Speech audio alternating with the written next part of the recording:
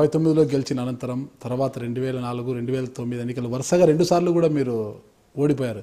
అంటే ఈ ఓటమికి గల కారణాలు అంటే కేవలం మీకు కులాభిమానం ఎక్కువని, మీ కులస్తులకి ఎక్కువ పెద్దపీట వేస్తుండడంతోనే, మీ కులస్తులంతా కూడా వ్యతిరేకంగా చేయడంతోనే మీరు అంటే మిగతా సామాజిక వర్గాలంతా కూడా వ్యతిరేకంగా చేయడంతోనే ఓటమి పాలయ్యారనేది ఒక వాదన అయితే అప్పటి నుంచి వస్తుంది. దాని గురించి ఏమంటారు? అంటే నాకు నేను ఎప్పుడు 14 ఏళ్ళు ఈనాడులో పనిచేశా. నా కులం ఏందో ఎవరికీ తెలియదు. నేను మీకు ఈ సందర్భంగా ఒక చిన్న ఉదాహరణ కూడా చెప్పాలి. చంద్రబాబు నాయుడు గారు హనుమంతరాయ చౌదరి గారిని పిలిచి ఇట్లా వాల్మీకి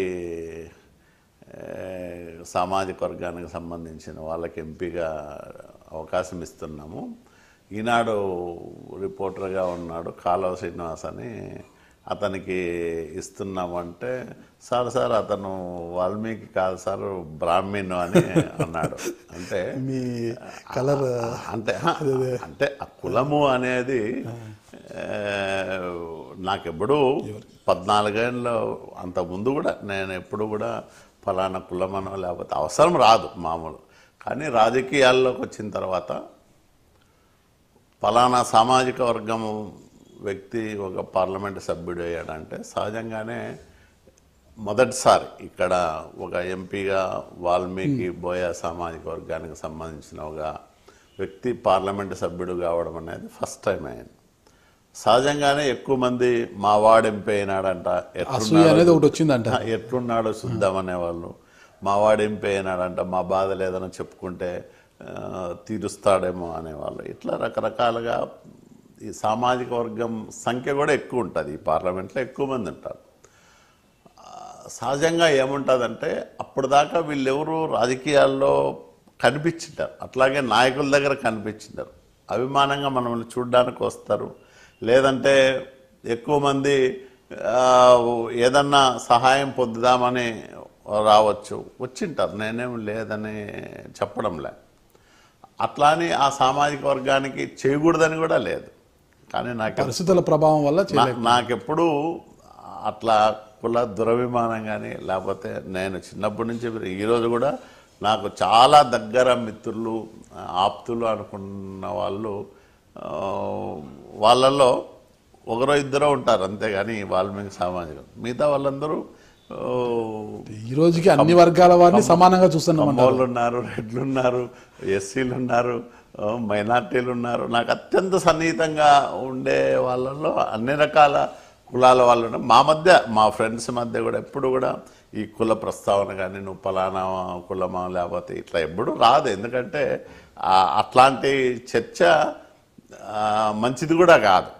ఈరోజు నేను రాయదుర్గంలో నేను గర్వంగా చెప్తా, నాకు అన్ని సామాజిక వర్గాల వాళ్ళు బ్రహ్మాండంగా సపోర్ట్ చేయగలిగినారు. కాబట్టి నేను ఒక రాయదుర్గం నియోజకవర్గం అంటే మీకు తెలియంది లేదు, ఒక కొత్త నియోజకవర్గం. అందులో నియోజకవర్గమే కాకుండా విపరీతమైన అక్కడ ధన ప్రభావం ఉన్న నియోజకవర్గము, మారుమూల నియోజకవర్గము, పేదరికము వెనుకబాటుతనము బాగా ఎక్కువగా ఉండే ప్రాంతము.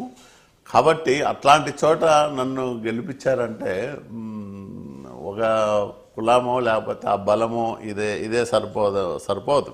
మామూలుగా అయితే ఎప్పుడు కూడా నీకు డిగ్రీ ఉండి క్వాలిఫికేషను కంప్యూటర్ నాలెడ్జ్ ఉంటే అడిషనల్ క్వాలిఫికేషన్. పార్టీ వేవ్ ఎక్కువ ఉండడంతోనే ఓట్లు పడ్డాయి. అంటే అన్ని వర్గాల వారు కూడా సపోర్ట్ చేయడానికి పార్టీ వేవ్ బాగుంది. అంటే రాష్ట్ర విభజన నేపథ్యంలో చంద్రబాబు నాయుడు అయితేనే రాష్ట్రాన్ని అభివృద్ధి పరిచయం. అదే నేను ఇంత ముందు కూడా చెప్పా. ఇప్పుడు మేము ఎవరో ఒక ఎంపీగా నేను గెలిచానంటే నేను కాబట్టే గెలిచాను అనుకుంటే వాళ్ళ భ్రమాది. ఓవరాల్గా నాయకుడికి ఇమేజ్ ఉండాలి. అంటే చంద్రబాబు నాయుడు గారిని ప్రజలు బలంగా కోరుకోవాలి. నంబర్ 1 తెలుగుదేశం పార్టీ గెలవాలని కోరుకోవాలి. ఇవన్నీ 85-90% ఇవి అయితే ఆ క్యాండిడేట్ మామూలుగా అయితే 3 నుంచి 5% అతని వ్యక్తిగతమైన ప్రతిష్ట ఇవి పనికొస్తాయి.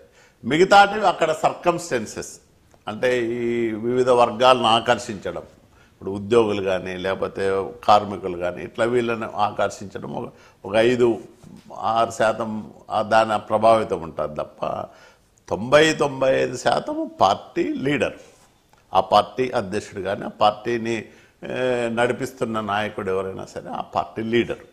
వీళ్ళని బట్టే ఈరోజు కాంగ్రెస్ పార్టీ దేశవ్యాప్తంగా మొత్తం పతనమైంది అంటే ఏంటి, లీడర్షిప్ లేకపోవడం.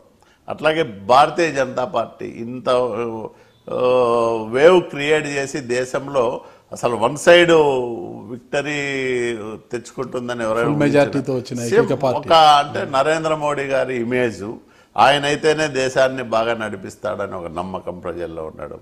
అట్లాగే ఈ రాష్ట్రానికి చంద్రబాబు నాయుడు గారి నాయకత్వం అవసరం. రాష్ట్రం విడిపోయింది, కష్టకాలంలో ఉంది. ఆయన అనుభవము, ఆయనకున్న పరిచయాలు ఇవన్నీ కూడా ఈ రాష్ట్రాన్ని ముందుకు నడిపించేదానికి ఉపయోగపడతాయనే ఉద్దేశంతోనే ప్రజలు గెలిపిస్తారు ఇప్పుడు కూడా.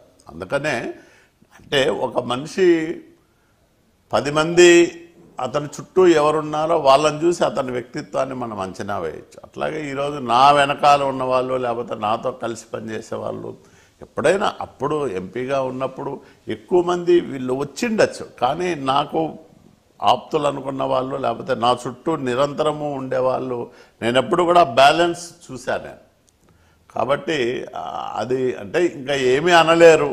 ఇప్పుడు నేను 5 సంవత్సరాలు ఎంపీగా పనిచేశా, 5 ఏళ్ళు తిరిగి చూసుకుంటే నా బ్యాంకు బ్యాలెన్స్ 5 లక్షలు కూడా లేదు. నన్ను ఏమంటారు, ఏదో ఒకటి అంటగట్టాలి కాబట్టి వీడికి ఏదో ఒక కులాభిమానం ఉంటుంది అని అనిండొచ్చు తప్ప అది నాకైతే పెద్ద వీక్నెస్ అని నేను అనుకోను.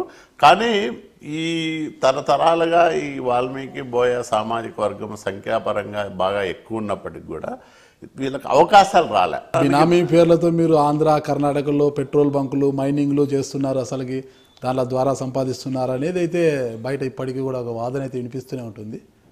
అంటే అట్లా ఏదన్నా ఉంటే ఎవరైనా రాసిస్తే నేను సంతోషపడతాను. నా పేరుతో పెట్టుకోవడానికి పెద్ద ఆస్తులు లేవు, నేను బినామీల పేరుతో పెట్టుకోవాల్సిన అవసరమే లేదు కదా. నాకు సఫిషియెంట్గా ఉండి నా పిల్లల పేరుతో మా కుటుంబ సభ్యుల పేరుతో దండిగా ఉంటే బినామీల గురించి ఆలోచన చేయాల.